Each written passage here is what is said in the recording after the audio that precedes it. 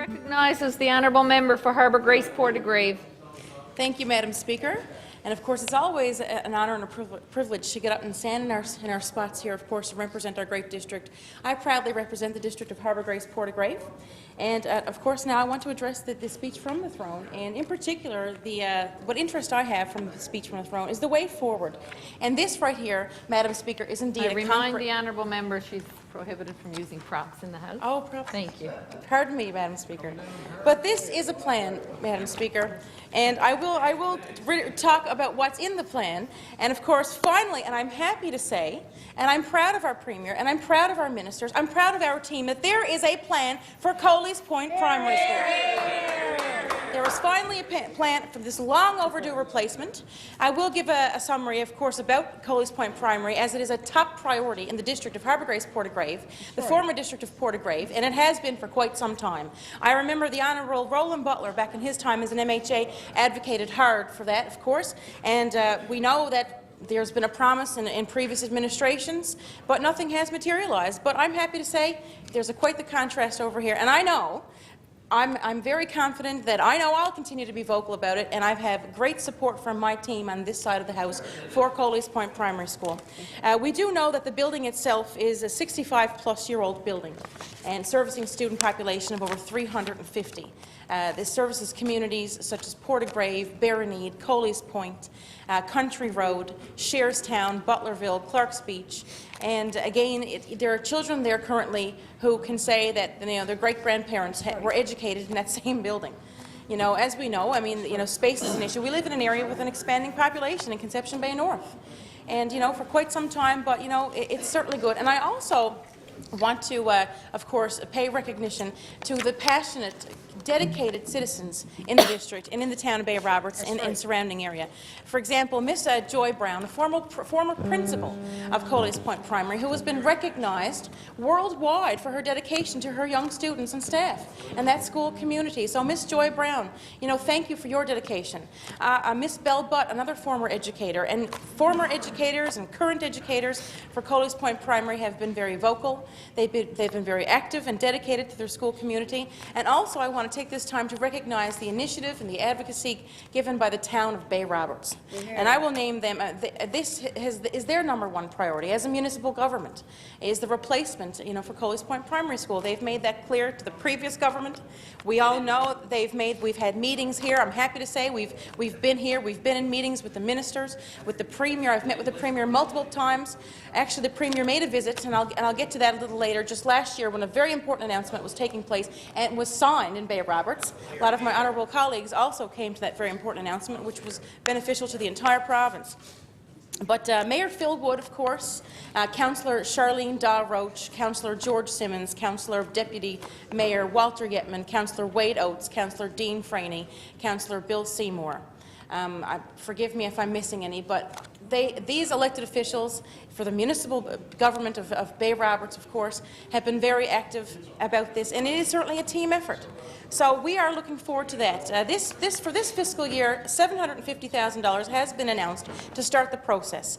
We do know that the land has been expropriated by the previous administration, but that's pretty much it. There was a sketch. We found a sketch. We found a letter. After doing some research, which was then addressed to former Education Minister at the time, Joan Shea, by a consulting firm, strongly recommending back in 2009 that this building has exceeded its usefulness. So we know it was a want on the table for years and years and years and years. But I am again happy to say, and we will keep the feet to the fire, and I look forward to having that shovel, and I invite all honourable colleagues on all sides of the House to come out and celebrate this very, very important cause, this long overdue cause. So $750,000, and I'm informed as well that there is more money, actually totaling to $950,000, almost $1 million for this fiscal year to begin this process. And of course, there is a consecutive plan to 2021 for its completion. Wow. So again, Coley's Point Primary School Yes, absolutely. Teamwork is finally on the way. You know, I want to pay tribute to everybody who took up this cause. And again, you know, it starts with the passion of the parents, you know, the teachers, current and former, the town councils out there. This is certainly a team effort. And I will say, and I want to thank again my colleagues, because the support I've received on this side of the House from our Premier, from the ministers, of course, Minister of Transportation Works, Minister of Education, and anybody who took the time to listen to me and to also advocate for this. It's wonderful. So good news. And again, What a member. thank you very much. And again, it is, you know, it's important, and we will keep the feet to the fire on that. But just again, it's also important to talk about the wonderful things, because given our fiscal times, we all know we are in the most challenging fiscal time in the history of Newfoundland and Labrador. That's no surprise, and that's devastating. But there's hope. There's hope, Madam Speaker. There's hope with our federal counterparts, and there's hope here throughout our provincial government. We won't give up hope, and we will listen to the people. I know as an MHA, I mean, that's my favourite part of this job, is to get out there in the district, you know, to go to the garden parties, to visit the seniors' homes and whatnot, to go to the local Tim Hortons, whatever that takes, you know, to make yourself accessible, to listen, you know, to what the concerns are, what the input that your constituents have, because as we know, this is about the constituents. This is about our people. Everybody here, all members in this honourable House, all 40, were put here by our people. So they are our first priority, and of course we will listen to them, and I'm confident in this team. I mean, the input that we have from our constituents. But given our fiscal times, of course, there are good things happening, of course, in the district of Harbour Grace, Portagrave, and all throughout, of course, Newfoundland and Labrador. But I want to reflect on the times now we're facing with the shrimp and the crab, and being a member of the All-Party Fisheries Committee. You know, it is something that we take very seriously here in our province. It's no doubt a devastating blow that we will experience this year, but we've known this has been coming for quite some time. Science has been dictating this for quite some time. And one thing I want to reiterate, and I have been advocating with DFO, with the Minister of Fisheries. I meet continuously with harvesters in my district. I have a lot of harvesters, both in the inshore and offshore industry for the fishery, of course. And something that's very important, that, you know, DFO, we need to take that information and that experience, that experiences like no other from the harvesters, and input that into the science. Combine that with the science when making decisions such as quota cuts and decisions going forward with regards to the species. And we do advocate, of course, as we know, it is in the minister's mandate letter, you know, to establish again a commercial cod industry. So, I mean, as the member for Harbour Grace Portagrave, I'm certainly dedicated to doing everything I can to support my harvesters. And we've heard the minister time and time again stand up and say, you know, this government is committed, and we will stand by our plant workers and our harvesters, inshore and offshore. But also now to promote some tourism in the district of Harbour Grace Portagrave, Bay Roberts is an absolute hub, and as well as Harbour Grace, for tourism. For instance, we have our Song, Stages and Seafood Festival coming up, and I'm proud to say we had the Minister of Culture for the member for Straits White Bay North, that was the former name for the district, came out and experienced the festival last year. The small plates, and what this festival does, it features our top chefs from across Newfoundland and Labrador, featuring, of course, our seafood cuisine. Nice. And so the minister came out, you know, last year. We had a lovely time, and I'm happy to say that our government committed $15,000 to that last year, and I'm confident going forward we'll have that support. So the Song, Stages and Seafood Festival can be found on the Bay Roberts website. Again, it's great for our culture. It's a mixture of our fine seafoods, our best chefs. I will give some recognition now to a chef in my area who I'm very proud of, and you probably may have seen on some local broadcasting, Chef Gary Goss. He's phenomenal. He's renowned, and he does an amazing job. And he's one of the chefs, of course, that take part in this every year. Again, a great dedicated citizen to the district of Harbour Grace Portagrave. A lot of great music, of course. I'm a big fan of music myself, Madam Speaker. I've been known to break out the guitar once in a while and have a tune myself, but we also feature some wonderful music in this. And so I invite everybody to come on out, you know, come and experience the Songs, Stages and Seafood Festival in the town of Bay Roberts, happening in May. Also now to pay some recognition, I mean, in times like this when we are facing, you know, very challenging fiscal times based on decisions that have been made in the past to land us, unfortunately, where we are. And it's like, you know, the old saying goes, you're trying to squat some blood out of a turnip. Well, unfortunately, we're working with a lot of turnips here lately, Madam Speaker. But we depend on the good companies such as Avalon Cold and Salt, which is located in the town of Bay Roberts. And this has been a main economic driver for not only Bay Roberts, but for the entire region and the entire province, serving Newfoundlanders and Labradorians for over 175 years. So again, many great things to talk about in our district, given the times. There is hope. And I can't stand here and not talk about, our support and the relationship that we have with our federal counterparts. Just this morning, Madam Speaker, I was listening to CBC Radio this morning. It was CBC's Rosemary Barton.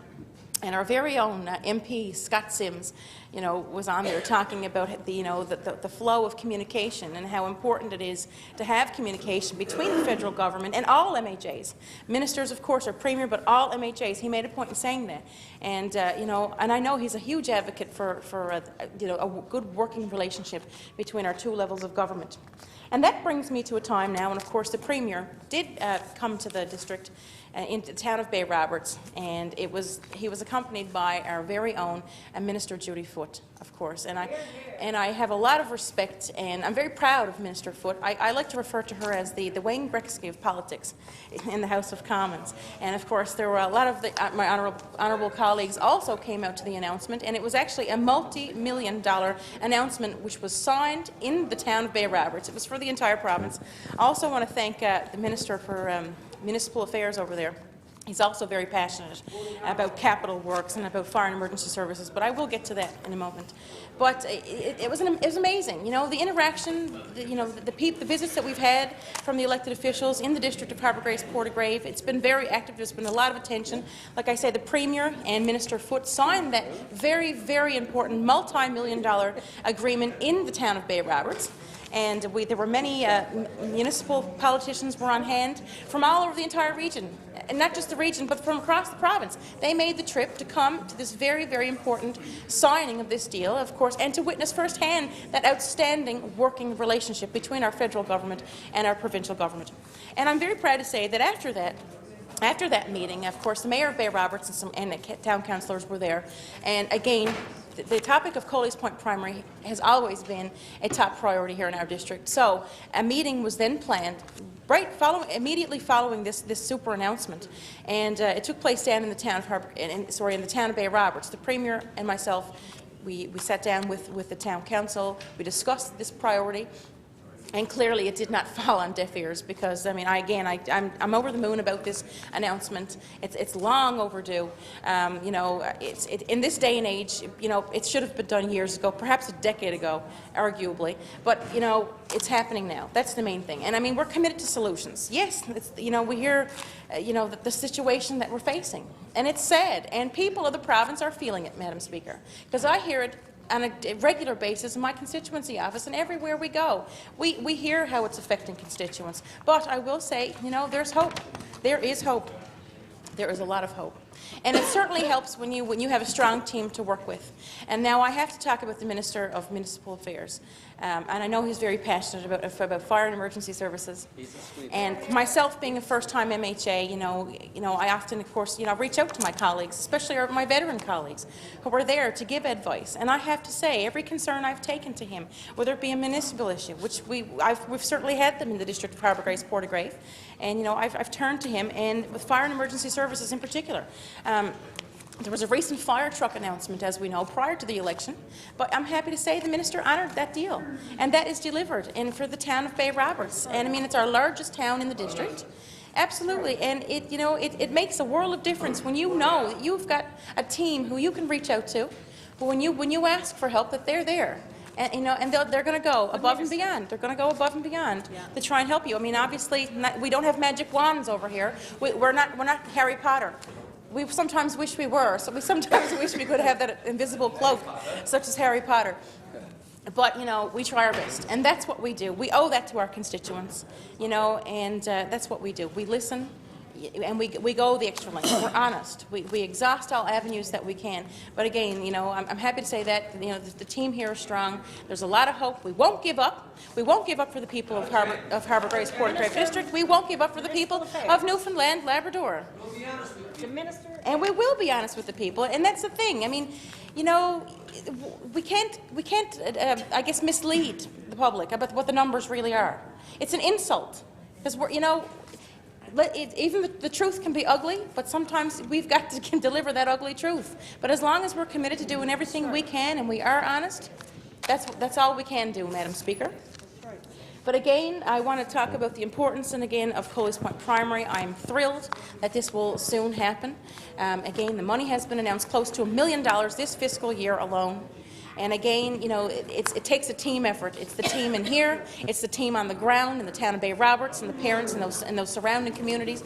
You know, the parents, the town council, the former educators, the current educators. So, you know, again, this will happen, and I will certainly be more than happy to provide updates, and I'm sure you're all counting and looking forward to the updates that I will be providing on the progress for Colleys Point Primary. So, Madam Speaker, having said that, I will take my seat and allow my colleagues to get up now as well and talk about their great districts. Thank you, Madam Speaker, and we won't give up hope.